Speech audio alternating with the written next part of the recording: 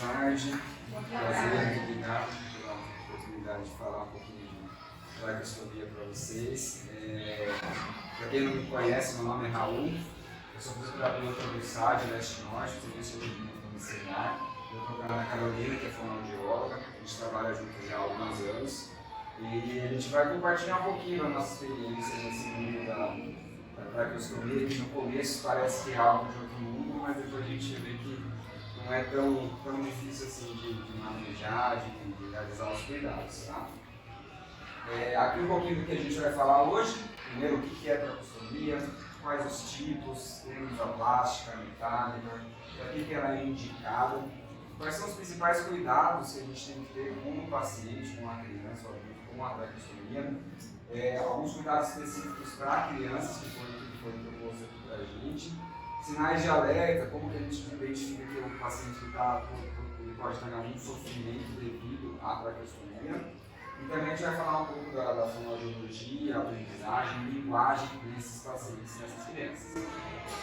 Bom, primeiro, para começar, a gente vai falar rapidinho de anatomia aqui. A traqueostomia nada mais é do que um dispositivo que vai ligar a nossa traqueia, a nossa via aérea, ao meio externo. Então, devido a alguma doença, algum motivo, o paciente não tem a via aérea superior adequada para realizar a respiração e a troca gasosa. Então, ele precisa de um dispositivo que vai facilitar essa respiração. Os motivos são diversos, a gente vai citar alguns aqui principais, que é o que a gente mais pega, mas ela também pode ser utilizada como uma via alternativa após a intubação prolongada. O paciente, quando ele fica muito tempo na UTI, precisa do tubo orotraqueal, que é aquela intubação, ventilação mecânica, ele tem um limite nesse tempo de ventilação. Normalmente, quando eu estava na residência, entre 10 e 15 dias. Né?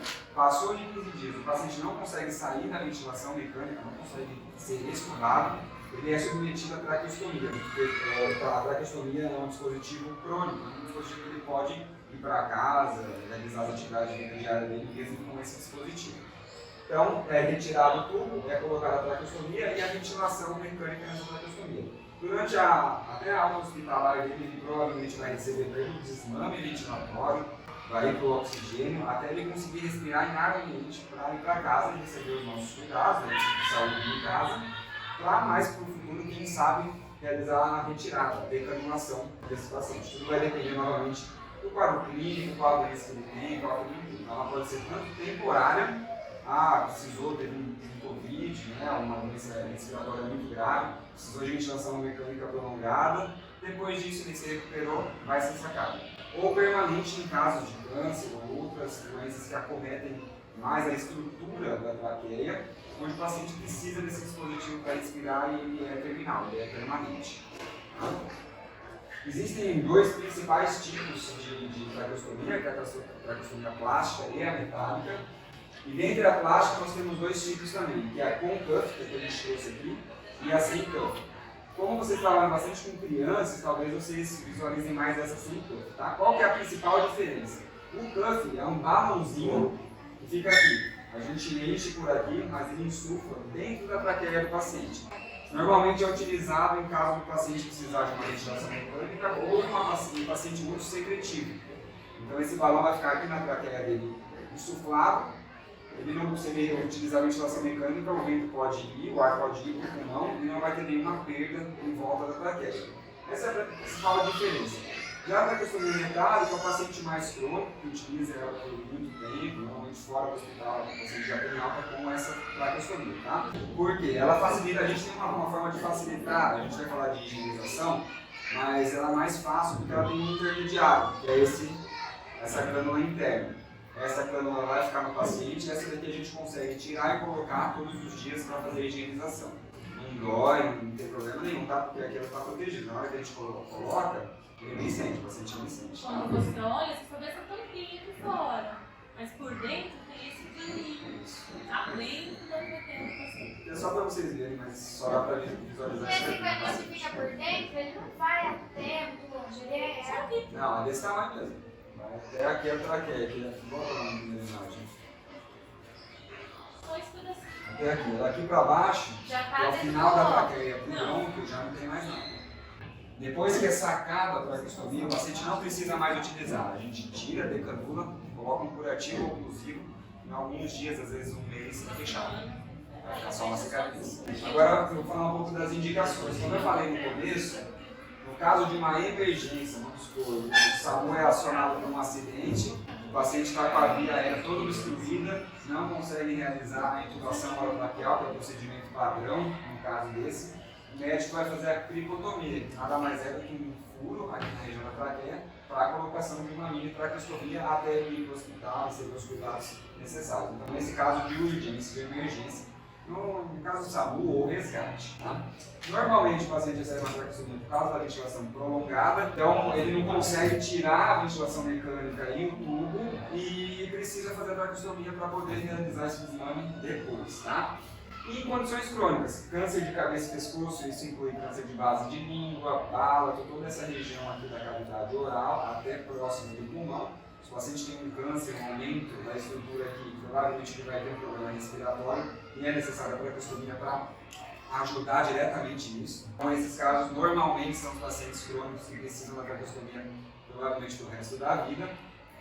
Em caso de doenças neurodegenerativas, como esclerose múltipla, ou, não sei se você já ouviu falar da ELA, que é a esclerose lateral amiotrófica, onde o paciente vai perdendo função respiratória, força muscular, e ele vai precisar de um suporte tanto ventilatório quanto de traqueostomia para continuar respirando de forma adequada. Bom, os principais cuidados. Isso daqui a gente orienta todos os cuidadores, normalmente os pais, as crianças que recebem alta com traqueostomia. Mas os cuidados são aqueles básicos, né? A fixação da traqueostomia, se a traqueostomia estiver muito solta, criança vocês conhecem, né? Você se movimenta bastante, está sempre colocando a mão em tudo. Então o risco dela perder a traqueostomia é muito maior do que um adulto ou idoso, que é mais consciente, mais quietinho. Então a fixação é muito importante para manter a traqueostomia acoplada no local ideal para ela. A aspiração da traqueostomia, que é o procedimento de limpeza, é muito importante também para evitar que a criança, o paciente tenha falta de ar, ou pneumonia ou outras complicações devido a excesso de secreção na traqueostomia. E a higiene básica, normalmente a criança tosse ou brinca muito, acaba se sujando bastante. É importante manter o local da traqueostomia, tanto ela quanto o em volta dela, bem limpo e livre de sujidade para não correr risco de criação de bactérias e de infecção. Às vezes o paciente não tem nenhuma infecção pulmonar lá embaixo, mas devido à má higiene do envoltório da tráquea, pode desenvolver aumento de bactérias, secreção aqui nessa região.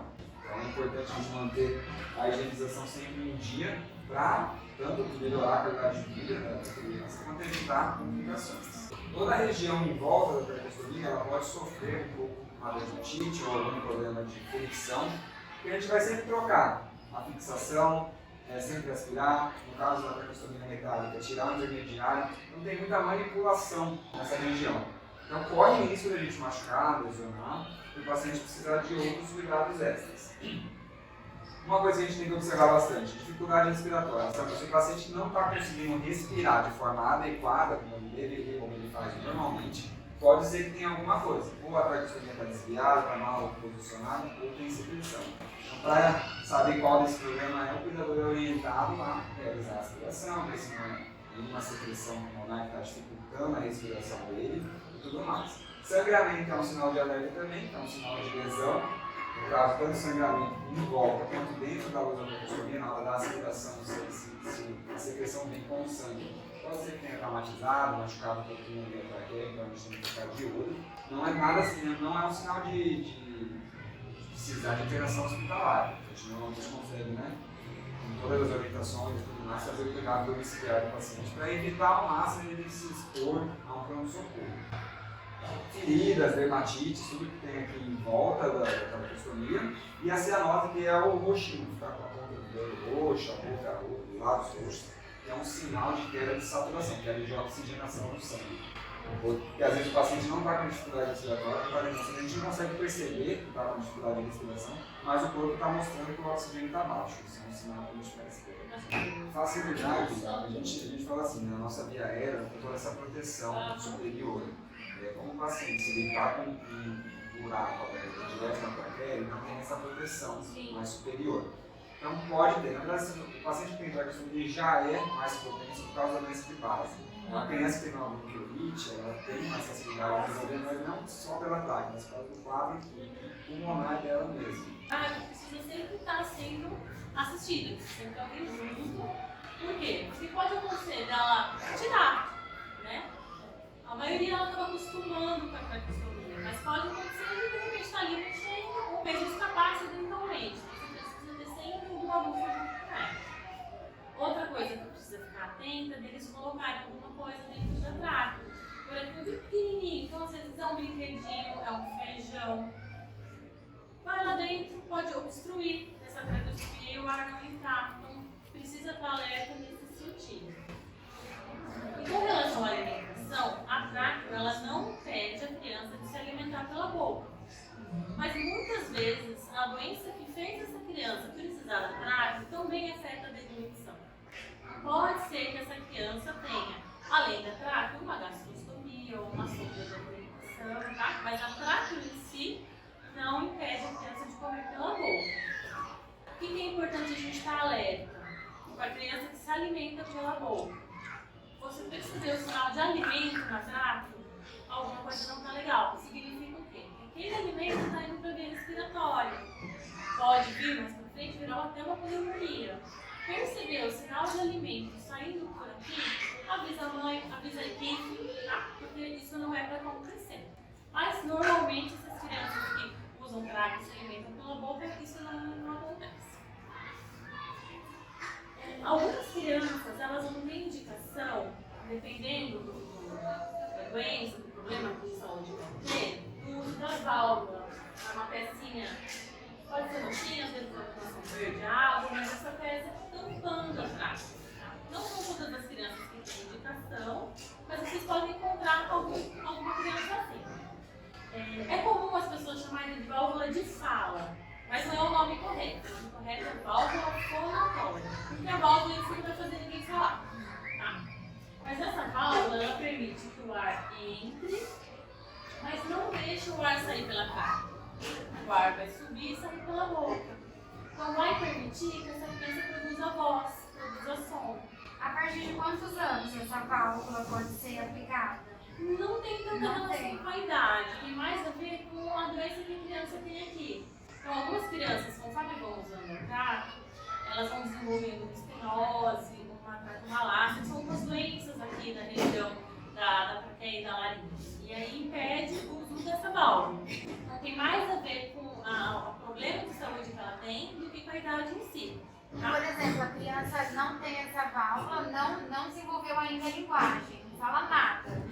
Tá na idade de começar a falar mamãe, papai, algumas coisas, não desenvolveu, até porque não tem como. O ar não consegue ir para a corda vocal e produzir esse som, né? O que acontece? Essa válvula, ela permite que a criança produza som.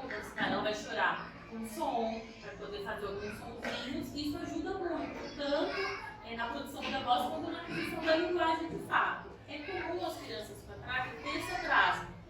Por quê? Para ela começar a desenvolver a falha de linguagem, vocês convivem com crianças sabem também com a gente, que elas precisam ouvir, produzir o som, ver que esse som que ela faz tem alguma resposta no ambiente. Então eu choro, minha mãe vem, eu faço mamá, minha mãe aparece, eu fico feliz, então eu sei que eu tenho que ir repetindo isso, escuto o adulto falar, repetindo, adquirindo a falha de linguagem assim.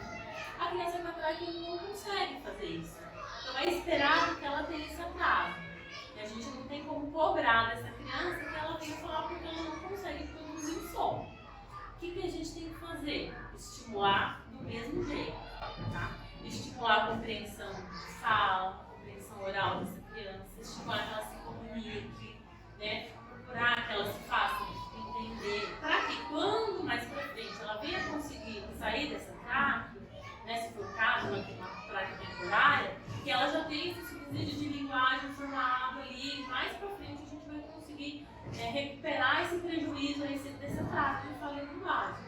O nosso papel, quando a escola, papel do fonoaudiólogo, é estimular a compreensão dessa criança, a formação da linguagem dessa criança da mesma forma, mas ela não vai conseguir ter a fala enquanto ela tiver essa tráqueo aberta.